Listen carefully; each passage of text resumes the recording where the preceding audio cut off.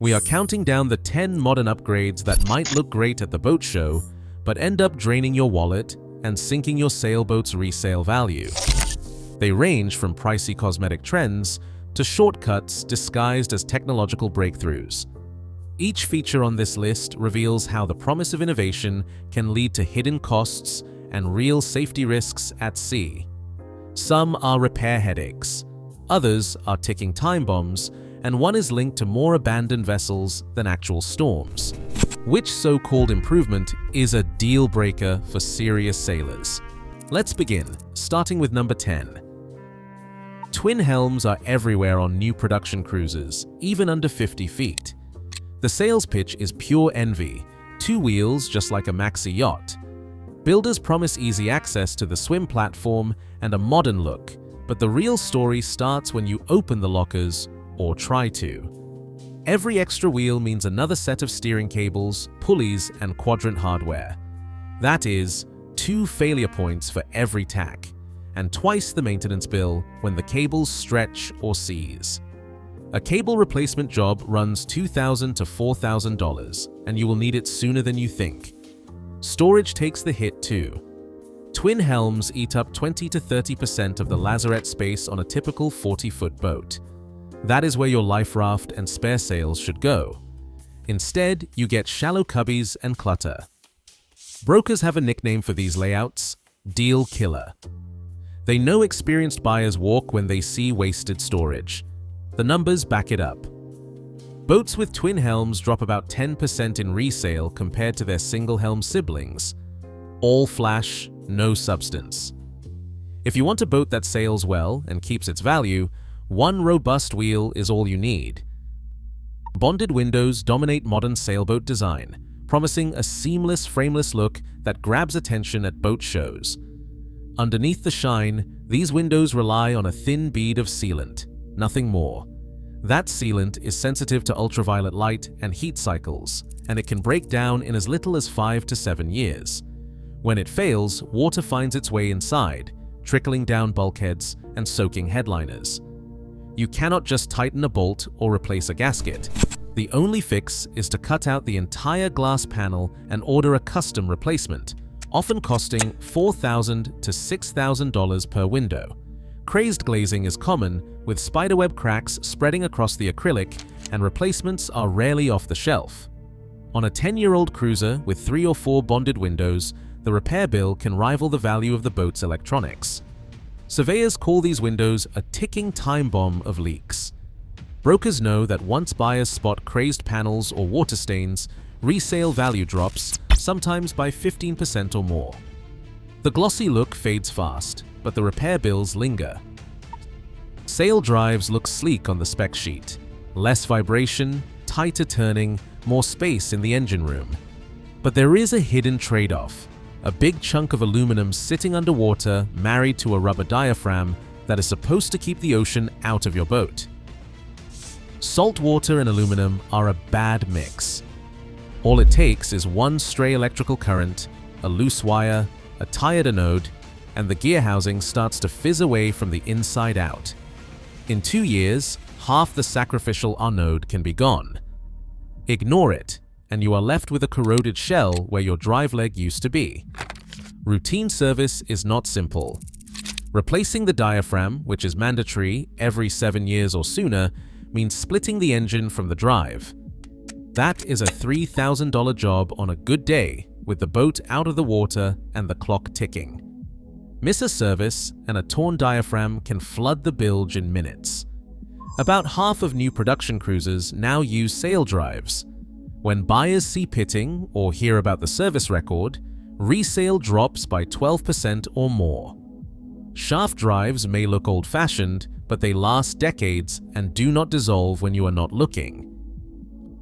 Iron keels are everywhere on new production cruisers. Builders love them because iron is cheap, about 1/3 the price of lead, and easy to cast in bulk. But the savings come at a relentless cost to the owner. Iron does not just rust, it devours itself season after season. Walk through any haul-out yard, and you will spot the telltale streaks running down the keel, flaking paint, and deep pitting that looks like the surface of Mars. Every year, owners grind away the old rust, slap on epoxy, and hope the cancer holds off until next spring. The cycle never ends. A proper refit runs $5,000 to $15,000, and that is just to buy a little time. Surveyors know these boats by the red flags on their reports. Brokers see the depreciation hit the moment a buyer spots a scarred keel. Values drop 20 to 30% overnight. Iron is brittle too. Unlike lead, which absorbs the shock of a grounding, iron transmits force straight into the hull, risking cracks where the keel meets the boat. Lead keels are heavy, silent, and inert. They do not corrode and they protect the hull. But lead is expensive, so most new boats get iron. The result for the owner is a lifetime of sanding, sealing, and watching your investment bleed value every season. In-mast furling systems are everywhere now. About 65% of new production cruisers ship with them as standard. The promise is seductive. Push a button, and your mainsail disappears neatly into the mast. No more wrestling with sail ties or scrambling on deck when the weather turns. But that convenience hides a dangerous flaw. When an in-mast system jams, and it does, especially in winds over 25 knots, you can't just drop the sail, you are stuck. There are documented cases where crews faced a jammed mainsail halfway out, breakers flashing, unable to reef or lower. One sailor, caught in 40 knots mid-Atlantic, described the furler locking solid. He said, "We tried everything, but the sail wouldn't budge. The only option left was to call for rescue and abandon ship." The mechanics are simple but unforgiving. If the sail bunches, the halyard tension slips, or the bearings wear, the entire system seizes up. Repairs can top $10,000, and that is if you are lucky enough to be in a port with the right parts. Surveyors see these failures as more than a maintenance headache, they are a liability. Brokers whisper that in-mast furling is the silent deal killer, especially for buyers who plan to cross oceans. There is an old-school solution that never lets you down: slab reefing. With a stack of reef points and a sturdy set of lines, you can always get the sail down, even in a squall. It is not glamorous, but it works. In the end, reliability at sea always beats push-button style at the dock. Touchscreens have invaded the modern sailboat, promising a smart experience that rivals luxury condos. Digital switching now controls everything from navigation lights to bilge pumps, all routed through a proprietary panel. But 8 years down the line, that sleek screen goes dark. The vendor has ended support, the firmware is obsolete, and your boat has just gone blind. 40% of new builds now rely on these systems.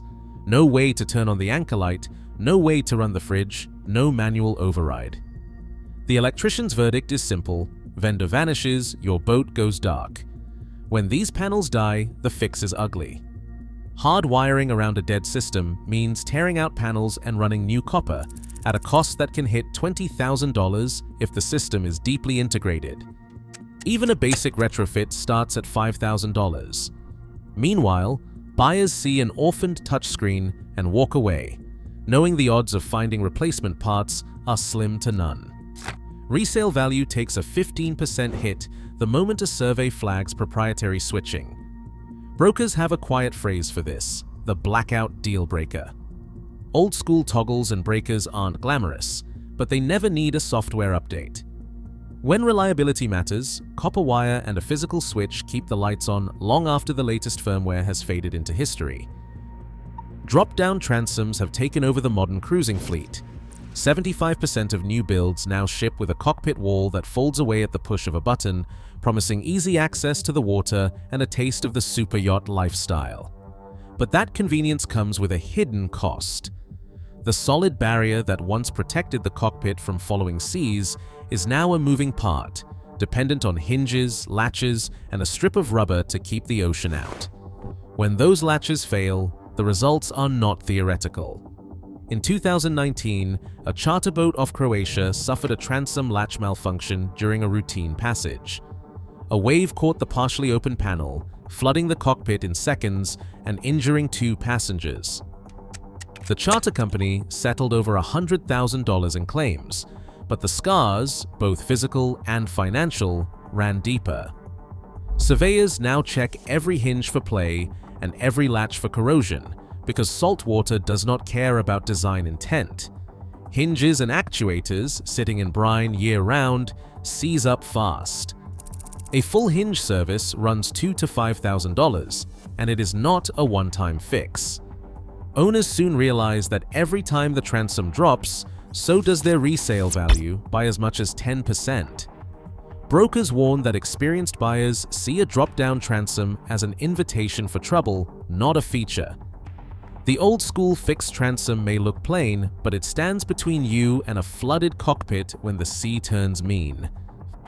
Flat-bottom hulls are everywhere on the modern marina, promising hotel-sized cabins and a fast ride when the wind is behind you. But that extra volume comes with a cost you won't see until the first time you bash upwind in a stiff breeze. The hull doesn't slice through the waves, it slams. Each impact sends a shock through the boat, rattling cabinets and loosening fasteners. Over time, the flat panels begin to flex under pressure, a phenomenon known as oil canning. In slow motion, you can watch the hull breathe in and out with every wave, like a drum skin under a mallet. Surveyors use hammers and moisture meters to hunt for the telltale signs: micro cracks in the laminate, soft spots that hint at deeper trouble. Once the fiberglass starts to delaminate, repair bills soar. Fixing widespread hull fatigue can easily top $20,000, and that's if the yard can even match the original layup. 80% of new production boats now use these flat hulls, chasing the demand for bigger interiors. But when a panel begins to fail, the damage spreads, micro cracks propagate, moisture creeps in, and the core separates from the skin.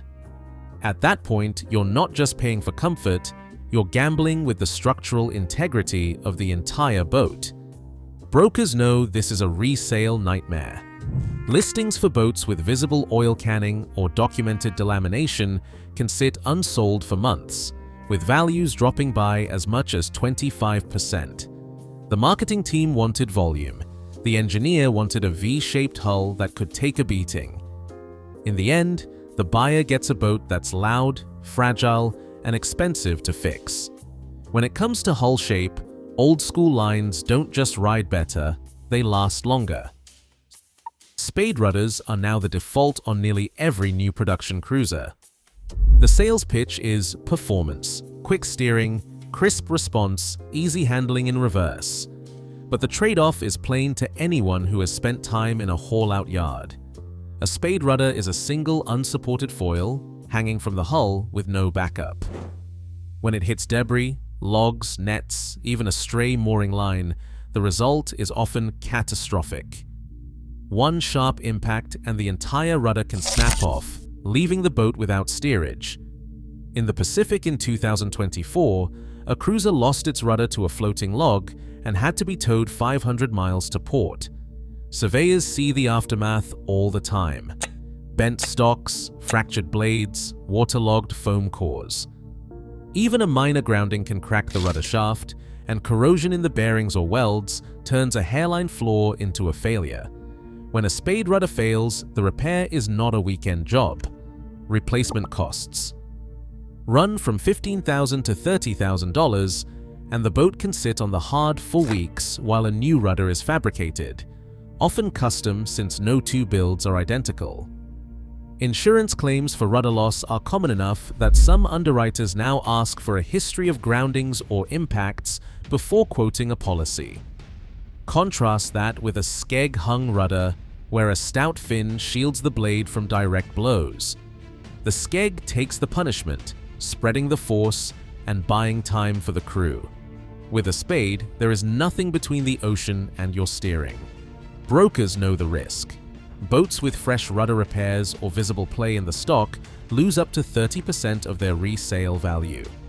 The spade rudder is a gambler's bet, great until the day it isn't. For blue water sailors, that is a risk few are willing to take twice. Walk through the cabin of almost any new production cruiser, and you will find yourself in a space that feels more like a city loft than a seaworthy vessel. The open-plan interior, with its wide, handhold-free expanses, has become the default, and 90% of new builds feature this layout. The promise is comfort, unobstructed sightlines, airy saloons, and easy movement from galley to settee. But once the boat leaves the dock, that openness turns into a hazard. In a seaway, every step becomes a gamble. With no fixed handholds or bulkheads within reach, even seasoned sailors find themselves thrown across the cabin as the boat lurches. A sudden roll can send crews sliding 6 feet or more, turning a simple transit into a bone-breaking risk. Wrist and shoulder injuries are common. One couple recounted how a routine passage ended with a fractured arm after a wave caught them mid-stride. Retrofitting handholds is not simple. Unlike classic interiors of the past, where every bulkhead, fiddle table, and grab rail was placed for a reason, modern open plans leave few places to anchor new supports. Shipwrights report that adding robust handholds requires cutting into finished joinery or even glassing in new structures, a job that can run into the thousands and still never match the strength of a purpose-built layout. Surveyors now flag these interiors as a daily safety risk, not just a design quirk. The market recognizes the danger. Boats with open-plan interiors see resale values drop by 12%, even when everything else is in top shape. Brokers warn that experienced buyers, especially those planning offshore passages, will walk away the moment they see a saloon with no safe path in a blow. The verdict is clear. This is a feature designed for the marina, not the ocean. Builders save money on labor and materials, and the marketing team gets their glossy brochure, but the owner pays the price in hospital bills, lost confidence, and a boat that is hard to sell. The old-school interior, with its web of handholds and narrow passageways, might look dated at the boat show, but it is the difference between arriving safely and being carried off with a broken wrist. When it comes to real safety at sea, boring wins every time. Across all 10 so-called innovations, one pattern stands out. Marketing dazzles, but shortcuts sink both safety and value. When builders chase trends and cut costs, it is owners who pay, first at sea, then at resale. Today's upgrades become tomorrow's liabilities. In boats, reliability always outlasts fashion. The real test is not what looks good at the dock, but what endures when storms come. Choose substance over sizzle. Sail smart.